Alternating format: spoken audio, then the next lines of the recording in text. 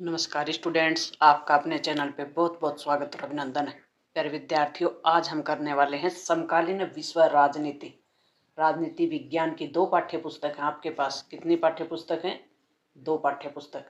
उन पाठ्य पुस्तकों में से पहली जो बुक है अपनी समकालीन विश्व राजनीति, और इसका पहला चैप्टर हम करने वाले हैं द्विध्रुवीयता का अंत। तो चलते हैं बिना कोई समय गवाए अपने मुद्दे की बात और प्रश्नों को समझने के लिए।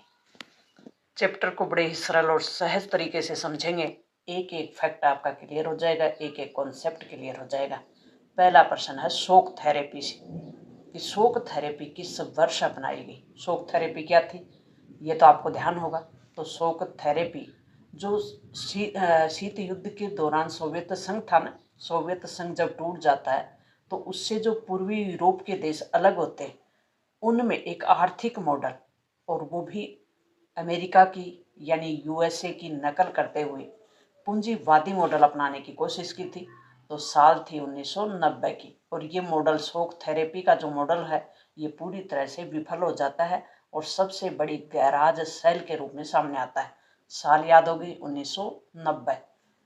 बर्लिन की दीवार किस वर्ष इसका निर्माण किया गया था? बर्लिन की दीवार, आपको ध्यान हो जब सोवियत संघ और अमेरिका के बीच तनाव चल रहा था तो जर्मनी को दो भागों में बांट दिया गया था। जर्मनी की राजधानी है बर्लिन, पूर्वी जर्मनी और पश्चिमी जर्मनी। पूर्वी जर्मनी किसको दे दिया?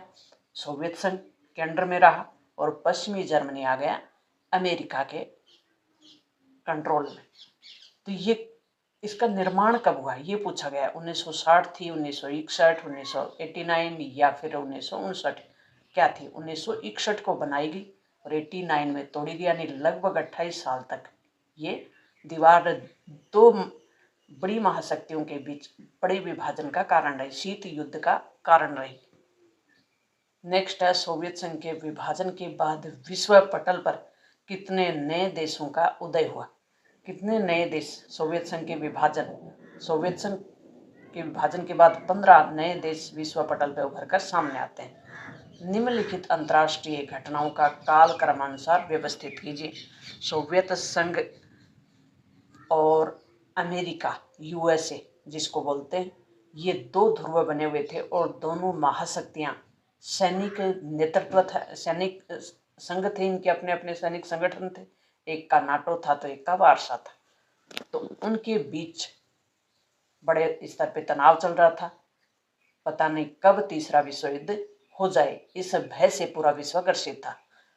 अब हम इसको अंतर्राष्ट्रीय घटनाओं के कालक्रम को व्यवस्थित करेंगे। तो इस प्रकार के जो क्वेश्चन हैं उनको कैसे हल करते हैं, देखो। बर्लिन की दीवार का पतन कब हुआ? 89। सोवियत संघ का विघटन कब हुआ? 91। रूसी क्रांति कब हुई?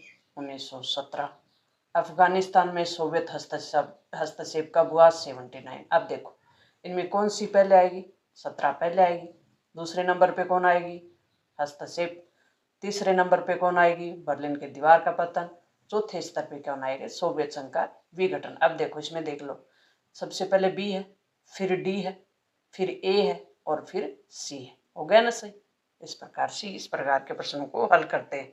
रूस में हुई 1917 की बोल्शेविक या समाजवादी क्रांति किसके नेतृत्व में हुई ये बताना है। तो कौन थे नेता? Vladimir Lenin.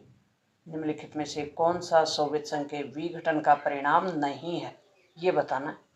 परिणाम नहीं है तो संयुक्त राज्य अमेरिका और सोवियत संघ के बीच जो विचारधारात्मक लड़ाई थी उसका अंत हो जाता है, यानी शीत युद्ध का समाप्त हो जाना। ये तो था परिणाम, नहीं पूछा है। स्वतंत्र राज्यों के राष्ट्रकुल का जन्म, CIS जिसको बोलते हैं, 1991 में। और सोवियत संघ के 15 राज्यों में से 11 राज्य इसमें शामिल हो गए, तो ये भी था, बिल्कुल था। विश्व व्यवस्था में शक्ति संतुलन में बदलाव हुआ, क्योंकि अब एक ध्रुवीय विश्व बन गया था। द्विध्रुवीयता का अंत चैप्टर का जो भाव है वो यही है कि द्विध्रुवीयता का अंत, जो दो ध्रुव थे, अमेरिका के नेतृत्व सोवियत संघ विचारधारात्मक रूप से कमजोर पड़ जाता, और वो विचारधारा के 15 जो राज्य थे वो अलग अलग हो जाते हैं, जिनमें से 11 CIS में शामिल हो जाते हैं, जिसका पूरा नाम है राष्ट्रकुल, स्वतंत्र राज्यों का राष्ट्रकुल। एक ध्रुव विश्व बन गया, बिल्कुल। मध्य पूर्व में संकट, ये नहीं है। तो इस प्रकार के प्रश्न ऐसे हल करते हैं। आंसर आ जाएगा अपना चौथा। सोवियत राजनीतिक प्रणाली की धुरी कौन सी पार्टी थी? सोवियत संघ की एक पार्टी सिस्टम थी जिसको कहते हैं साम्यवादी। अब वो साम्यवादी पार्टी थी वो कौन सी थी? कम्युनिस्ट पार्टी थी। रिक्त स्थानों की पूर्ति करना है। सोवियत संघ का विघटन किस वर्ष हुआ? 25 दिसंबर था 1991।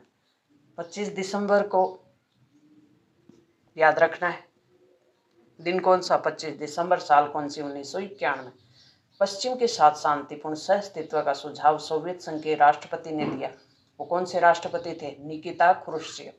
वेरी मोस्ट इंपोर्टेंट प्रश्न है, कई बार एग्जाम में पूछा हुआ है। बाल्टिक गणराज्य राष्ट्र राज्य है वो कौन से आते हैं? कौन से देश आते हैं बाल्टिक गणराज्यों में? एस्टोनिया, लाटविया और लिथुआनिया। LAL, लाल, याद रह जाएगा। या फिर ऐसे भी कर सकते हो, ALL, आल भी कर सकते हो। ए से एस्टोनिया कर लो, ला से लाटविया कर लो और दूसरे L से कर लो लिथुआनिया। आपको जो भी कीवर्ड है वो सही लगे वही अपना लो। सोवियत संघ के नेतृत्व में पूर्वी यूरोप के देशों के साथ बनाए गए जो सैन्य संगठन था, गठबंधन था, उसका नाम क्या था? Warsaw pact. सोवियत संघ का जो सैनिक संगठन था वार्सा पैक्ट, जिसकी स्थापना हुई थी 1955 में। नाटो की स्थापना कब हुई थी? 1949 में। नाटो किसका था? अमेरिका के नेतृत्व वाला। बर्लिन की दीवार किसका प्रतीक थी? वेरी मोस्ट क्वेश्चन है कि बर्लिन की दीवार पूंजीवाद और साम्यवादी दुनिया के बीच विभाजन का प्रतीक थी। बर्लिन की दीवार कब गिराई गई? बर्लिन की दीवार 9 नवंबर 1989 और पूर्वी जर्मनी की जनता द्वारा गिरवाई गई। दूसरे ऑप्शन में भरेंगे पूर्वी जर्मनी। समाजवादी सोवियत गणराज्य अस्तित्व में आया कब आया? रूस की समाजवादी क्रांति के बाद 1922 में। सोवियत संघ की संसद का क्या नाम था? ड्यूमा। एशिया की सामूहिक सुरक्षा व्यवस्था का सुझाव देने वाले सोवियत संघ के राष्ट्रपति थे, उनका क्या नाम था? ब्रेजनेव। शोक थेरेपी का शाब्दिक अर्थ क्या है? वेरी मोस्ट इंपॉर्टेंट, आघात पहुंचाकर उपचार करना। शोक थेरेपी ऊपर पढ़ के आए ना, 1990 में अपनाई गई थी। पूर्वी सोवियत संघ के देशों ने अपनाई थी, राष्ट्रों ने अपनाई थी। क्या इसका शाब्दिक अर्थ क्या? आघात पहुंचाकर उपचार करना। एक आर्थिक मॉडल था। साम्यवादी गुट के विघटन के प्रमुख अंतर्राष्ट्रीय प्रभाव क्या पड़े? एक ध्रुवीय विश्व व्यवस्था का उदय हो गया। सोवियत संघ का विघटन होता है तो अमेरिका एकमात्र दादागिरी के रूप में, यानी एक ध्रुव के रूप में सामने आता है, एक महाशक्ति के रूप में। तो इसे कहते हैं विश्व व्यवस्था का उदय, एक ध्रुवीय विश्व व्यवस्था का उदय। सोवियत संघ में बोल्शेविक क्रांति का नारा क्या था? भूमि, रोटी और शांति। सोवियत संघ ने अफगानिस्तान में हस्तक्षेप कब किया? 79 में। सोवियत रूस में मेन्शेविक क्रांति 1917 में हुई। सोवियत संघ के विघटन के समय अंतिम राष्ट्रपति कौन थे? Mikhail Gorbachev. Very most important, Mikhail Gorbachev राष्ट्रपति होते हैं और ये राष्ट्रपति बनते कब हैं? 1985 में और 1991 तक रहते हैं। किन देशों को दूसरी दुनिया के देश कहा जाता है? ये कहा जाता है साम्यवादी देशों को। तो अमेरिका के जो देश थे, अमेरिका का जो गुट था, उनको प्रथम दुनिया और सोवियत संघ वालों को दूसरी दुनिया। समझ में आ गया? तो एक ध्रुव अमेरिका फर्स्ट, सोवियत संघ दूसरा। 1917 की रूसी क्रांति क्यों हुई थी? पूंजीवादी व्यवस्था के विरोध में हुई थी और यह समाजवाद के आदर्शों और समतामूलक समाज की जरूरत से प्रेरित थी। सोवियत संघ के विघटन के समय किन दो गणराज्यों में हिंसक अलगाववादी आंदोलन हुए? तो वो थे एक तो चेचन्या, एक दागिस्तान। अलगाववादी यानी अलग होने के लिए जो आंदोलन चलाया था वो थे चेचन्या और दागिस्तान। सोवियत संघ के विघटन के दो परिणाम बताने। एक तो शीत युद्ध की समाप्त हो गई, शीत युद्ध समाप्त हो गए। एक दूसरा परिणाम निकला कि एक ध्रुवीय विश्व व्यवस्था का उदय हो गया। पूर्व सोवियत संघ से स्वतंत्र राष्ट्रों ने नए गुट का निर्माण किया या संगठन का निर्माण किया, उसे कहते हैं Commonwealth of independent state, CIS। Czechoslovakia किन देशों से टूटकर बना? चेक और स्लोवाकिया। चेकोस्लोवाकिया है वो दो भागों में टूट जाता है, चेक और स्लोवाकिया। Very most important. 1991 में यूगोस्लाविया के टूटने से बने दो राष्ट्रों का नाम कौन सा था? बोस्निया और हर्जगोविना। मिखाइल गोर्बाचोव ने आर्थिक और राजनीतिक सुधार हेतु किन दो नीतियों को अपनाया था जिनके कारण सोवियत संघ का विघटन हुआ? ये नीतियां जिम्मेदार मानी जाती हैं मिखाइल गोर्बाचोव की सोवियत संघ के टूटने के लिए। एक थी ग्लासनोस्ट, जिसे हिंदी में कहते हैं खुलापन, और एक थी पेरेस्ट्रोइका, जिसे हिंदी में कहते हैं पुनर्संरचना। नेक्स्ट है औद्योगिकरण की जो तेज गति से बढ़ाना, औद्योगिकरण का तेज गति से बढ़ाना और खेती का बलपूर्वक सामूहिकरण करने वाले सोवियत संघ के राष्ट्रपति कौन थे? Joseph Stalin. बर्लिन की दीवार कब खड़ी की गई? वेरी मोस्ट साल थी 1961 की। दिसंबर 1991 में सोवियत संघ का विघटन हुआ। ये सोवियत संघ किस वर्ष और कितने राष्ट्रों को मिलकर बनाया गया था? 1922 में बना था, 15 राष्ट्रों को मिलाकर बना था। टूटा कब? दिसंबर 1991। सोवियत संघ द्वारा बनाए गए सैन्य संगठन वार्सा बना कब? 1955 में। और 1989 में गोर्बाचोव ने घोषणा की कि वार्सा के देश अपना भविष्य स्वयं सुनिश्चित करें। 1 जुलाई 1991 को इसे समाप्त कर दिया। वार्सा को समाप्त कर दिया 1 जुलाई 1991। किसकी घोषणा के बाद? गोर्बाचोव की घोषणा के बाद। किस पार्टी का सोवियत जो राज्य है वो व्यवस्था में दबदबा था? किस पार्टी का? तो communist party. Single party system था यहाँ। साम्यवादी व्यवस्था जिसको कहते हैं, एक पार्टी होती है उसे कहते हैं साम्यवादी, और वो पार्टी कौन थी? Communist, CPI. किसने 1885 में सोवियत संघ में सुधारों की शुरुआत की? मिखाइल गोर्बाचोव ने। और ये सुधार लागू किए। मिखाइल गोर्बाचोव की नीतियां थी दो। किसका गिरना शीत युद्ध के अंत का प्रतीक माना जाता है? बर्लिन की दीवार जो 89 में गिराई गई 9 नवंबर को, और ये माना जाता है कि शीत युद्ध का अंत हो गया। सोवियत और रूस में बोल्शेविक क्रांति कब हुई? 1917 में हुई। समाजवादी क्रांति कहते हैं इसे, जो पूंजीवाद के विरुद्ध हुई। समाजवाद एक विचारधारा है जो मानता है कि उत्पादन और वितरण के संसाधनों पे राज्य का नियंत्रण हो, उसे कहते हैं समाजवाद। और पूंजीवाद कौन था? अमेरिका। पूंजीवाद कहता है कि जो पूंजीपति है या धनी जो वर्ग है वो आगे हो। कहने का मतलब सोवियत प्रणाली यानी उसमें कंपटीशन व्यवस्था होती है पूंजीवाद में। ये गरीब की हिमायती नहीं, धनी वर्ग की हिमायती होती है कि जो काबिल है, जिसमें क्षमता है वो आगे बढ़े। समाज का यहाँ कोई रोल नहीं होता। सोवियत प्रणाली क्या थी? समाजवादी सोवियत गणराज्य जिसको कहते हैं यूएसएसआर ने 1917 में विकसित समाजवादी क्रांति जो कि पूंजीवाद एवं निजी संपत्ति के खिलाफ विकसित हुई थी उसे सोवियत प्रणाली कहा जाता है। Very most important. 1930 के दशक के भयानक आतंक के लिए रूस के किस राष्ट्रपति को जिम्मेदार माना जाता है? जोसेफ स्टालिन को। शोक थेरेपी की 3 मान्यताएं क्या थी? तो शोक थेरेपी का शाब्दिक अर्थ तो हमने सीख ही लिया। अब शोक थेरेपी की मान्यता क्या थी? ये मान्यता थी कि राज्य की संपदा का निजीकरण हो, सामूहिक कृषि फार्म को निजी कृषि फार्म में बदल दिया जाए, साम्यवाद की जगह पूंजीवाद को मंजूर किया जाए। कहने का मतलब अब उत्पादन और वितरण के साधन हैं वो राज्य और समाज के नियंत्रण में नहीं, किसके नियंत्रण में हो? व्यक्तिगत नियंत्रण, यानी जिसको कहते हैं निजीकरण।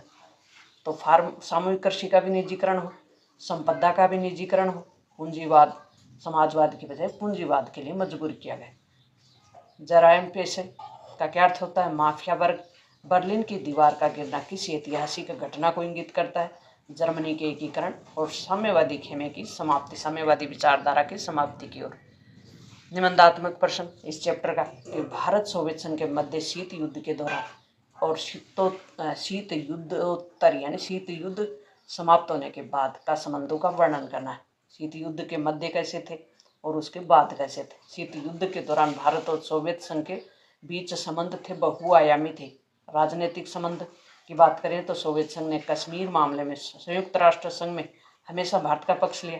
1971 के युद्ध में भारत पाक के बीच जो युद्ध चल रहा था उसमें भारत के पक्ष में खड़ा था। आर्थिक रूप से बात करें तो सोवियत संघ का अंतर्राष्ट्रीय व्यापार में सबसे बड़ा साझेदार, भारत का सबसे बड़ा साझेदार था सोवियत संघ। इसमें भारत को जैसे भिलाई, बोकारो और विशाखापट्टनम इस्पात संयंत्रों की स्थापना करने में भारत की आर्थिक और तकनीकी मदद सोवियत संघ ने की थी। सैन्य मदद की बात करें तो शीत युद्ध के दौरान सोवियत संघ ने भारत को अनेक सैन्य उपकरण दिए, हथियार दिए। कहने का मतलब सांस्कृतिक संबंधों की बात करें तो भारत और सोवियत संघ के बीच सांस्कृतिक संबंध बहुत अच्छे थे। भारत की जो हिंदी फिल्में थी वो सोवियत संघ में लोकप्रिय थी और अनेक भारतीय लेखक एवं कलाकारों ने सोवियत संघ की यात्रा की थी। अब शीत युद्ध की समाप्ति के बाद यानी 1991 के बाद जब एक ध्रुवीय विश्व अमेरिका की दादागिरी विश्व में हो जाती है, एक ध्रुवीय विश्व बन जाता है और अब शीत युद्ध कहने का मतलब सोवियत संघ कमजोर पड़ जाता है, तब भारत और सोवियत संघ के संबंध कैसे होते हैं उसकी बात करेंगे। भारत और रूस, क्योंकि अब सोवियत संघ का उत्तराधिकारी कौन बनता है, रूस बनता है, जो कि कहाँ संयुक्त राष्ट्र संघ में रूस के रूप में सोवियत संघ का प्रतिनिधित्व होता है। रूस सबसे बड़ा देश उभर कर सामने आता है जो कि सोवियत संघ का उत्तराधिकारी के रूप में होता है। भारत और रूस दोनों का सपना एक ध्रुवीय विश्व की बजाय बहुध्रुवीय यानी अमेरिका की दादागिरी को समाप्त करने की ओर था। सुरक्षा की सामूहिक जिम्मेदारी के पक्ष में दोनों देश थे। अंतर्राष्ट्रीय संघर्षों का समाधान बातचीत से चाहते थे। हर देश की स्वतंत्र नीति हो, विदेश नीति हो, इसके भी पक्षधर थे। इस प्रकार कश्मीर, ऊर्जा आपूर्ति, अंतर्राष्ट्रीय आतंकवाद के संबंध में रूस ने भारत का हमेशा सहयोग किया। सोवियत प्रणाली क्या थी और सोवियत संघ के विघटन के कारण और परिणाम बताने। सोवियत प्रणाली क्या थी ऊपर हम देख के आए, लेकिन फिर देख लेंगे। समाजवादी सोवियत गणराज्य 1917 में समाजवादी क्रांति के फलस्वरूप, किस क्रांति के फलस्वरूप, समाजवादी क्रांति के फलस्वरूप उभर कर सामने आता है। नेक्स्ट है सोवियत प्रणाली की विशेषताएं, और इसका जो नेतृत्व कर रही थी वो कम्युनिस्ट पार्टी थी। इसकी विशेषताएं देखेंगे। अर्थव्यवस्था पर राज्य का नियंत्रण हो, स्वास्थ्य, शिक्षा और लोक कल्याण राज्य द्वारा प्रदान किया जाए, न्यूनतम जीवन स्तर सुनिश्चित किया जाए, कम्युनिस्ट पार्टी ही एकमात्र राजनीतिक दल हो और संपत्ति पर राज्य का नियंत्रण हो। सोवियत संघ के विघटन के कारण देखेंगे जो कि वेरी मोस्ट है। सोवियत संघ के विघटन के कारण क्या रहे, ऐसे कौन से कारण हुए जिसके कारण इतनी ताकतवर व्यवस्था ध्वस्त हो जाती है। तो सोवियत संघ की आर्थिक और राजनीतिक संस्थाओं का खोखलापन हो जाना, अर्थव्यवस्था का तहस नहस हो जाना और शोक थेरेपी अर्थव्यवस्था के औने पौने दामों पे बेच देना। यानी शोक थेरेपी अपनाने से अर्थव्यवस्था की जितनी भी संस्थाएं थी उनको निजी हाथों में दे देना, यानी सबसे बड़ी गैराज सेल के रूप में औने पौने दामों पे बेच देना।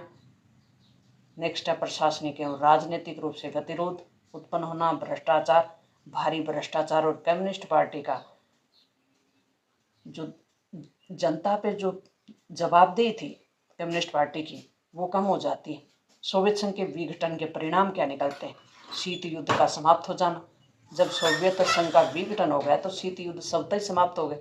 अमेरिका एकमात्र महाशक्ति बनकर उभरती है। पूंजीवादी अर्थव्यवस्था प्रभावी हो जाती है, क्योंकि अब साम्यवादी व्यवस्था कमजोर पड़ जाती है तो पूंजीवादी व्यवस्था प्रभावशाली या ताकतवर रूप में उभर कर सामने आती है। सोवियत संघ 15 देशों में विभाजित हो जाता है। विश्व बैंक एवं अंतर्राष्ट्रीय मुद्रा कोष शक्तिशाली संस्थाएं हो जाती हैं। शोक थेरेपी क्या थी, इसके परिणाम क्या निकले। वेरी मोस्ट इंपॉर्टेंट, सोवियत संघ का विघटन के बाद विश्व बैंक और अंतर्राष्ट्रीय मुद्रा कोष द्वारा दोनों संस्थाएं हैं, देखो IMF और वर्ल्ड बैंक, नीतिशित एक आर्थिक मॉडल जिसको बोलते हैं वो अपनाया जाता है। और कहाँ पे, मध्य एशिया और पूर्वी एशिया के जो पूंजीवादी देश थे वहाँ पे पूर्वी यूरोप के जो देश थे वहाँ पूंजीवाद को बढ़ावा देने के लिए एक आर्थिक मॉडल अपनाया जाता है जिसे कहते हैं शोक थेरेपी। इसका शाब्दिक अर्थ होता है उपचार करके आघात पहुंचाना। इसके परिणाम क्या निकले। सोवियत संघ की पूरी अर्थव्यवस्था तहस नहस हो गई, सामूहिक खेती समाप्त हो गई, व्यापारिक ढांचा समाप्त हो गया, समाजवादी व्यवस्था बंद हो गई और रूस की जो मुद्रा थी रूबल उसमें गिरावट आ गई और महंगाई बहुत अधिक बढ़ गई और औने पौने दामों पर व्यवस्थाओं को बेच दिया जाता है। विश्व मानचित्र में इन जगहों को भरें और विश्व मानचित्र अलग से समझाया हुआ है। तो प्यारे विद्यार्थियों, अपना चैप्टर था। नेक्स्ट अपना चैप्टर होगा वो कौन सा होगा, सत्ता के वैकल्पिक के अंदर। अपने दोस्तों तक शेयर कर दें और राजनीति विज्ञान और हर सब्जेक्ट का कंटेंट डेली आ रहा है, प्लेलिस्ट बनी हुई है, तो अपने दोस्तों तक शेयर करें। और very very most important question आंसरों की अपनी सीरीज है, आपका एक भी मार्क्स नहीं कटे, इसी का प्रयास रहेगा। मिलते हैं नेक्स्ट और महत्वपूर्ण टॉपिक के साथ, तब तक थैंक्स।